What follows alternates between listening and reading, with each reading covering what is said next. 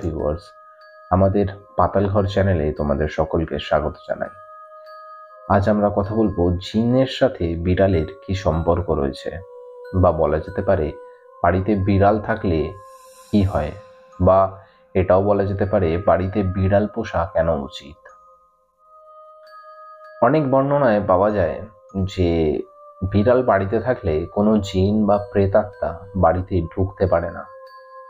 বিড়ালের মধ্যে ভগবান এমন কিছু শক্তি দিয়েছে বা এমন কিছু ক্ষমতা দিয়েছে যার দ্বারা বিড়াল সেই জিন বা প্রেত আত্মাদের সাথে নাকি লড়তে পারে, বা তাদের তো অবশ্যই দেখতেও পারে। আরো ভালো করে বলা যেতে পারে বিড়াল তোমাদের বাড়িতে একটা তোমরা পুষেছো, তাকে খাবার দাবার দিয়ে লালন পালন করছো, কিন্তু একদিন রাতে দেখা গেল সে খুব কাঁদছে বা সে খুব চিল্লাচ্ছে, তখন কিন্তু ধরা যেতেই পারে তারা কোনো জিন বা প্রেত দেখতে পাচ্ছে। কারণ তাদের মধ্যেও সেই ক্ষমতা রয়েছে, যেরকম কুকুরের মধ্যে থাকে সেই ক্ষমতা, সেরকমই বিড়ালের মধ্যেও কিন্তু রয়েছে সেই ক্ষমতা যে তারা প্রেত বা জিন দেখতে পায়। এবং প্রেত বা জিন দেখতে পাওয়ার সাথে সাথে তোমাদের যদি পোষা বিড়াল থেকে থাকে, তারা কিন্তু প্রাণপণে চেষ্টা করবে যাতে সেই প্রেত বা আত্মাকে বাড়িতে যাতে ঢুকতে না দেওয়া হয়। সে তাদের সাথে লড়াই করবে এবং তাদেরকে মেরে দেওয়ার চেষ্টা করবে। বিড়ালের মধ্যে এই ব্যাপারটা কিন্তু রয়েছে। তোমরা জানি না তোমরা কত কেউ এই ব্যাপারটা নিয়ে জানো, তবে এটা বিড়ালের মধ্যে কিন্তু রয়েছে। রাতের বেলা তোমরা যদি দেখো যে কোনো বিড়াল কাঁদছে বা বিড়াল চেল্লাচ্ছে, এর থেকে কিন্তু স্পষ্ট বুঝেই নেওয়া যেতেই পারে যে তারা কোনো জিন বা প্রেতাত্মাকে দেখছে যে তোমার বাড়িতে প্রবেশ করছে, বা এটাও বলা যেতে পারে সে প্রেত বা জিন দেখতে পাচ্ছে। যদি তোমরা দেখতে পাও যে বিড়াল কাঁদছে, তাহলে তোমরা ভগবানের কাছে প্রার্থনা করো যাতে খারাপ কিছু না হয়। কারণ কয়েকটা গবেষণাতে দেখা গেছে যে বাড়িতে বিড়াল থাকে সেই বাড়িতে প্রেত বা জিন প্রবেশ করতে পারে না। এটা আশ্চর্য ঘটনা একটা, কিন্তু এটাই সত্যি। তবে আরো একটা ফ্যাক্টস তোমাদের বলি।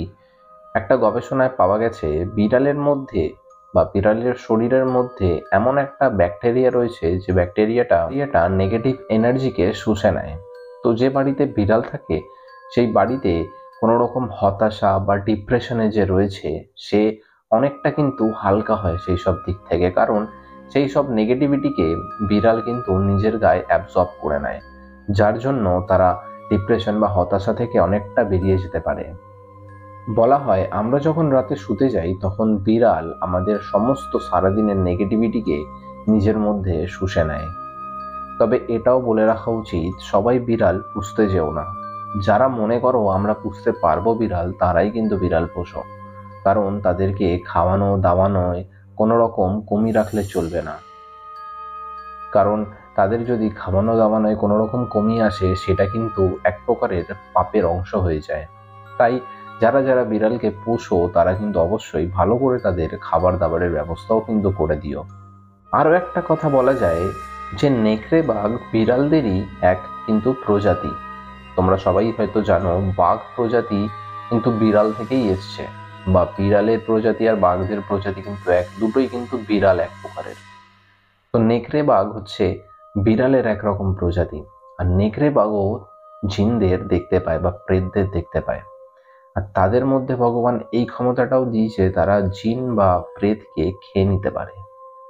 তারা যখন সেই জিন বা প্রেত দেখতে পায় তারা কিন্তু দৌড়ে তাদের কাছে যায়, এবং ঠিক মানুষের মতনই তাদের কাছে জিনগুলো হয়। মানে আমরা যেরকম মানুষ যদি নেকড়ে বাঘের কাছে দাঁড়াই, তারা যেরকম মানুষকে দেখবে ঠিক সেরকমই জিন যদি নেকড়ে বাঘের সামনে দাঁড়ায়, নেকড়ে বাঘ জিনকে ঠিক সেইভাবেই দেখবে। তো বলা হয় সেই নেকড়ে বাঘ নাকি জিনদের খেয়ে নিতে পারে মিন্স সব রকম ভাবে তাদের মাংস হাড় সব কিছু খেতে পারে নেকড়ে বাঘ। তাদের শরীরে ইনভিজিবল, কিন্তু তাদের শরীরে সবকিছুই রয়েছে যেটা নেকড়ে বাঘ দেখতে পায় এবং সেটা তারা খেয়ে নেয়। তাই জিনরা সবসময় নেকড়ে বাঘকেও খুবই ভয় পায়। তবে আমরা নেকড়ে বাঘকেও বুঝতে পারবো না, কিন্তু এই জিনিসটাও এক গবেষণায় পাওয়া গেছে। তো ভিডিওটা তোমাদের কেমন লাগলো অবশ্যই কিন্তু জানাতে ভুলো না। Thanks for watching. আমি শিবায়ন। দেখা হবে তোমাদের সাথে পরের ভিডিওতে আজকের মতো এই পর্যন্তই। ধন্যবাদ।